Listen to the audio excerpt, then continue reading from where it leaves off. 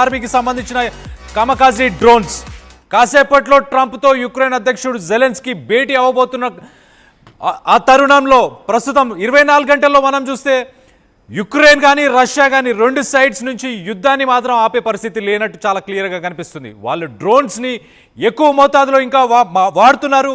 మళ్ళీ ఇరు దేశాల మధ్య ఉద్రిక్తత నెలకొన్నట్టు ఈ తాజా ఘటనతో మనకు చాలా క్లియర్గా తెలిసిపోతుంది. ఏదైతే రష్యాకి సంబంధించి ఆయుధాలను సప్లై చేసే ఒక ట్రక్ ఉందో ఆ ట్రక్ నిలిచి ఉన్న చోటనే దాన్ని ఒక డ్రోన్ వచ్చేసి ఆ బ్లాస్ట్ చేయడం ఆ విజువల్స్లో చాలా క్లియర్గా కనిపిస్తుంది. సో పీస్ టాక్స్ అనేది ఒక పక్కన జరుగుతున్నా కూడా ఏమాత్రం తగ్గట్లేదు. ఇటు యుక్రెయిన్కి సంబంధించిన ఆర్మీ ఫోర్సెస్ కానీ అటు రష్యాకి సంబంధించిన ఆర్మీ ఫోర్సెస్ కానీ ఇది ఒక తలనొప్పిగానే మారే అవకాశం ఉంది. ఇటు పుతిన్కి అటు ట్రంప్కి అలాగే జెలెన్స్కీకి ఒక పీస్ డీల్ మాట్లాడుకునే తరుణంలో ఇలాంటి ఎస్కలేట్ అవుతున్న కొద్దీ అవి ఆ పీస్ డీల్ని మాత్రం హామ్ చేసే పరిస్థితి ఖచ్చితంగా ఉంటుందని తెలుస్తుంది. దీనికి సంబంధించి విజువల్స్ని ఒక్కసారి చూసే ప్రయత్నం చేద్దాం. ఆ విజువల్స్ని ఒక్కసారి చూద్దాం. రైట్. సో రష్యా ఇటు ట్రంప్తో మొదటి మీటింగ్ చేసుకున్న తర్వాత యుక్రెయిన్తో డీల్ అంటూ ఏమి ఉండదు, ప్రస్తుతం అయితే ట్యాక్సెస్ తీసేసిన తర్వాతనే నెక్స్ట్ డీల్ మాట్లాడుకుందామని చెప్పేసి పుతిన్ అప్పర్ హ్యాండ్ని చూపించిన తర్వాత కూడా జెలెన్స్కీ మాత్రం ఏమాత్రం తగ్గట్లేదు. నేను నెక్స్ట్ మీటింగ్ నేను ఒక్కడిని కాదు, నాతో పాటు యూరోపియన్ యూనియన్కి సంబంధించిన చాలామంది దేశాలకు సంబంధించిన నాయకులు అందరూ వస్తారు, మేమందరం ఉంటాం. అండ్ ఏదైతే భూభాగాలని బదులుగా మార్చుకునే ప్రయత్నం ఏదైతే ట్రంప్ ఇచ్చిన హామీ ఏదైతే ఉందో పుతిన్కి దాన్ని కూడా నేను కట్టుబడి ఉండను, క్రిమియా కానీ మిగతా ఏవైతే భూభాగాలు ఉన్నాయో వాటిని ఖచ్చితంగా వెనక్కి తీసుకోవాలన్న ప్రయత్నం చేస్తున్నాడు జెలెన్స్కీ మాత్రం ఏమాత్రం తగ్గట్లేదు. సో 24 గంటల్లోనే మనం చూస్తే అలాస్కా ఏదైతే సమిట్ మీటింగ్ అయిందో ట్రంప్కి అలాగే పుతిన్కి సంబంధించిన మీటింగ్, ఈ రష్యా అండ్ అమెరికాకి సంబంధించిన మీటింగ్ అయిన తర్వాత మనం చూస్తే కొన్ని డజన్ల డ్రోన్లు అలాగే మిసైల్స్కి సంబంధించి స్ట్రైక్స్ అవైతే కంటిన్యూ అయితేనే ఉన్నాయి. ఒక బ్యాటిల్ ఫీల్డ్ అంటే ఒక వార్ జోన్ అనేది మాత్రం కంటిన్యూ అయితేనే ఉంది. వార్ జోన్కి మాత్రం ఫుల్ స్టాప్ మాత్రం ఇప్పటిదాకా పెట్టే పరిస్థితి అయితే లేదు. ఇటు రష్యన్ సంబంధించిన ఆర్మీ ఫోర్సెస్ కానీ ఇటు యుక్రెయిన్కి సంబంధించిన ఆర్మీ ఫోర్సెస్ కానీ ఇవి రెండు డి అంటూ తలపడుతూనే ఉన్నాయి. ఇంకో పక్కన మనం చూసుకుంటే వార్ని ఆపేస్తా, మా మీటింగ్ చాలా ప్రొడక్ట్గా ఉందని చెప్పేసి ట్రంప్ చెప్పుకొచ్చాడు. కానీ అమెరికా చెప్పినట్టు మాత్రం ఏం జరగట్లేదు. జెలెన్స్కీ ఏమాత్రం వెనక్కి తగ్గట్లేదు. యుక్రెయిన్కి సంబంధించిన భూభాగాలన్నీ అంటే క్రిమియా ఐలాండ్ కానీ మిగతా ఐలాండ్స్ కానీ ఖచ్చితంగా వెనకకి రావాలని జెలెన్స్కీ ఫైట్ చేస్తున్నాడు. దానికి యూరోపియన్ యూనియన్కి సంబంధించిన వివిధ దేశాలకు సంబంధించిన నాయకులు కూడా సపోర్ట్ చేస్తున్నారు. సో అలాంటి సిచ్యువేషన్ ప్రస్తుతం నెలకొంది. అక్కడ రష్యా యుక్రెయిన్కి సంబంధించిన భూభాగంలో అలాగే రష్యాకి సంబంధించిన భూభాగంలో మనం చూస్తే కనుక డ్రోన్స్ ఆయుధాలను సరఫరా చేసే కానీ ఆ సప్లై చేసే ఆ ట్రక్స్ ఏవైతే ఉన్నాయో వాటిని మాత్రం టార్గెట్ చేస్తూనే ఉన్నాయి. యుక్రెయిన్ 2022 ఎప్పుడైతే యుద్ధం స్టార్ట్ అయిందో అప్పటి నుంచి ప్రాణ నష్టం లేకుండా ఎక్కువ శాతం ఫైట్ చేయడానికి వాళ్ళు చాలా డ్రోన్స్నే యూజ్ చేస్తున్నారు, కామికాజీ డ్రోన్స్ అని చెప్పి. ఆ డ్రోన్స్ని యూజ్ చేయడానికి కొన్ని ఫ్యాక్టరీస్ ఇంతకుముందు ఏవైతే ఆయిల్ మీట్ ఇట్లా కొన్ని ఫ్యాక్టరీస్ ఏవైతే అగ్రికల్చర్కి సంబంధించిన ఫ్యాక్టరీస్ ఏవైతే ఉన్నాయో ప్రొడ్యూస్ చేసే ఫ్యాక్టరీస్ వాటన్నిటిని కూడా కన్వర్ట్ చేసిన తర్వాత వాటన్నిటిలో ఇప్పుడు డ్రోన్స్ తయారు చేస్తున్నారు. ఆ కామికాజీ డ్రోన్స్నే ఇప్పుడు యూటిలైజ్ చేస్తున్నట్టు చాలా క్లియర్గా తెలుస్తుంది. ఈవెన్ రష్యా కూడా చూసుకుంటే రష్యా కూడా చాలా మటుకి ఈ డ్రోన్స్నే యూటిలైజ్ చేస్తుంది. దానికి సంబంధించి కొన్ని ఒప్పందాలు కూడా భారతదేశంతో చేశారు ఇప్పటిదాకా. మన టెక్నాలజీని కూడా అడాప్ట్ చేసుకుంటున్నారు. ఇక్కడ డ్రోన్స్ ఏవైతే వాడుతున్నారో ఆ డ్రోన్స్ కొన్ని రాడార్స్ యూజ్ చేస్తే ఆ డ్రోన్స్ పనిచేయవని చెప్పేసి ఆ రాడార్స్కు కూడా అందకుండా కొన్ని వైర్స్తోనే కొన్ని డ్రోన్స్ని రన్ చేస్తారు. అంటే కొన్ని 100 మీటర్లు ఆ వైర్ ఉంటుంది, ఫైబర్ ఆప్టిక్స్ యూజ్ చేసే ఒక వైర్. అంటే మన ఇంతకుముందు చూస్తే మన ఇంటర్నెట్ కేబుల్స్ ఏవైతే ఉంటాయో అలాంటి ఒక వైర్ ఉంటుంది, ఆ ఫైబర్ ఆప్టిక్స్ అంటారు.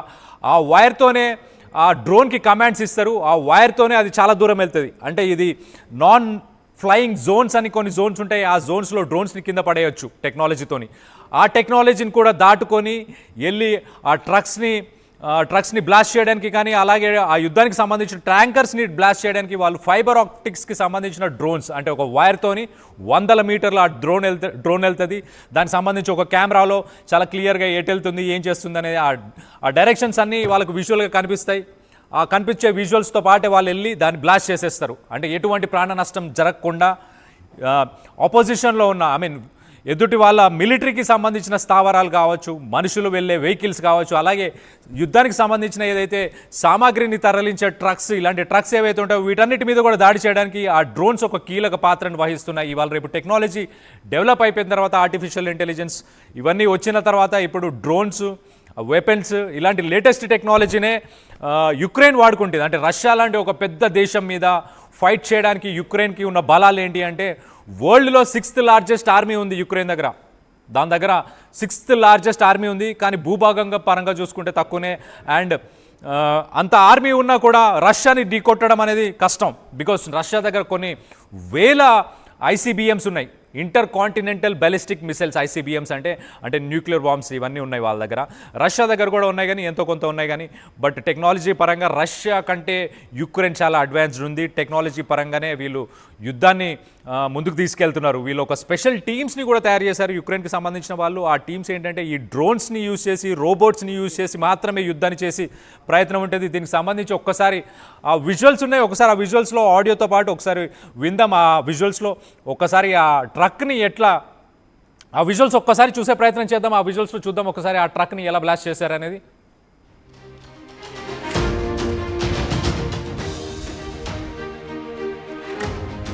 రైట్, చూడండి అక్కడేదో ఒక చిన్న డ్యామ్కి సంబంధించి ఒక బ్రిడ్జ్ ఉన్నట్టుంది. ఆ బ్రిడ్జ్ని దాటుకునే ప్రయత్నంలో అక్కడ ఆగింది ఒక ఫ్యూ సెకండ్స్. వెంటనే ఒక డ్రోన్ వచ్చింది, డ్రోన్ వచ్చి బ్లాస్ట్ చేసేసేసింది. సో చాలా ఇంతకుముందు కూడా రష్యా యుక్రెయిన్కి సంబంధించి యుద్ధానికి సంబంధించి మనం చాలా విజువల్స్ చూసాం.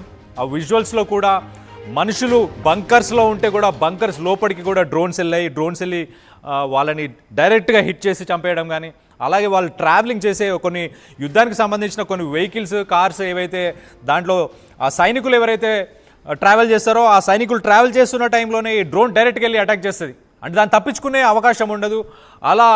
అలాంటి టెక్నాలజీని వాడుతుంది యుక్రెయిన్ కానీ రష్యా కానీ. సో ప్రస్తుతానికి రష్యా యుక్రెయిన్ వాళ్ళ ఆర్మీలో కొన్ని టీమ్స్, స్పెషల్ టీమ్స్ని ఫామ్ చేసింది. ఆ స్పెషల్ టీమ్స్ ఓన్లీ ఈ లేటెస్ట్ టెక్నాలజీ అంటే రోబోట్స్, డ్రోన్స్, దాంతోపాటు ఈ డ్రోన్స్తో పాటు లేటెస్ట్ వెపన్స్ ఇవన్నీ ఇంటిగ్రేట్ చేసి, అంటే ఒక్క మనిషి కూడా యుద్ధ భూమిలోకి వెళ్ళకుండా ఎలా యుద్ధం చేయాలి అన్న దాని గురించి యుక్రెయిన్కి సంబంధించి ఒక స్పెషల్ మిలిటరీ ఆపరేషన్కి సంబంధించి ఒక స్పెషల్ టీమ్స్ ఉన్నాయి కొన్ని. వాళ్ళు ఒక ఇండోర్లోనే ఒక ప్లేస్లోనే ఉండి వాళ్ళు కెమెరాస్, మానిటర్స్, దానికి సంబంధించిన జాయ్స్టిక్స్ ఏవైతే ఆపరేట్ చేయడానికి కావాల్సిన ఎక్విప్మెంట్ అంతా పెట్టుకొని వాళ్ళు ఒక టీమ్గా కూర్చొని పైనుంచి డ్రోన్స్, కింద రోబోట్స్, కొన్ని వెహికల్స్ కూడా వస్తున్నాయి, చిన్న చిన్న వెహికల్స్ వస్తాయి, అవి రోబోటిక్ వెహికల్స్, ఆ కెమెరాస్ ఉంటాయి, దాంట్లోంచి కూడా గన్స్ కానీ రాకెట్ లాంచర్స్ కానీ ఇవన్నీ కూడా ఉంటాయి. సో అలాంటి సిచ్యువేషన్ ప్రస్తుతం ఉంది. ఒక పక్కన పీస్ టాక్స్ నడుస్తున్నాయి. ట్రంప్ అంటున్నాడు నేను యుద్ధాన్ని ఆపేస్తాను, పుతిన్ చాలు, ఇంకా పుతిన్ ఆపేయి. 2022లో $50 బిలియన్ ఖర్చు పెట్టింది రష్యా. 2025 లాస్ట్ 1 ఇయర్ కనుక చూసుకుంటే మనం $120 బిలియన్ ఖర్చు పెట్టింది రష్యా. ఇలా ఖర్చు పెట్టుకుంటూ పోతే 2030కి నీ దగ్గర డబ్బులు అయిపోతే ఆర్థికంగా సంక్షోభాన్ని రష్యా ఎదుర్కోవాల్సిన పరిస్థితి వస్తుంది అని చెప్పేసి ట్రంప్ కూడా చెప్పుకొచ్చాడు. ఈవెన్ ట్రంప్ వైఫ్ కూడా మీరు యుద్ధాన్ని మానుకోండి అని చెప్పి ఆమె కూడా మొన్న లెటర్ ఇవ్వడం కూడా మనం చూసాం. చాలా క్లియర్గా ఆమె కూడా ప్రాణ నష్టాన్ని ఆపుదాం, హ్యూమానిటేరియన్ గ్రౌండ్స్లో ఈ ప్రాణ నష్టాన్ని ఆపాలి అంటే యుద్ధాన్ని ఆపాలి మనం ఎట్టి పరిస్థితుల్లో అని చెప్పేసి ట్రంప్ దానికి సంబంధించి అతను కూడా కొన్ని ఆంక్షలు విధించాడు. ఆంక్షలని కాదు కానీ కొన్ని డిమాండ్స్ని ముందు పెట్టాడు. ఫస్ట్ ఏవైతే మీరు టారిఫ్స్, ట్యాక్సెస్ నా మీద వేద్దామనుకుంటున్నారో వాటన్నిటిని కూడా ఫస్ట్ హోల్డ్ చేయండి, దాని తర్వాత మనం డీల్ మాట్లాడుకుందాం. అలాగే ఇండియా మీద మీరు ఏదైతే ప్రెషర్ తీసుకొస్తున్నారో, ఇండియా మీద ట్యాక్సెస్ వేసుకుంటూ ప్రెషర్ తీసుకొస్తున్నారో వాటన్నిటిని కూడా ఆపాలి, దాని తర్వాతనే మనం మాట్లాడుకుందాం. అండ్ భూభాగాలు ఏవైతే యుక్రెయిన్లో కొన్ని భాగమై ఉన్నాయో అవి మాకు సంబంధించినవి, మాకు ఇచ్చేయాలి అవన్నీ చెప్పి కూడా పుతిన్ చెప్పుకొచ్చాడు. దీనికి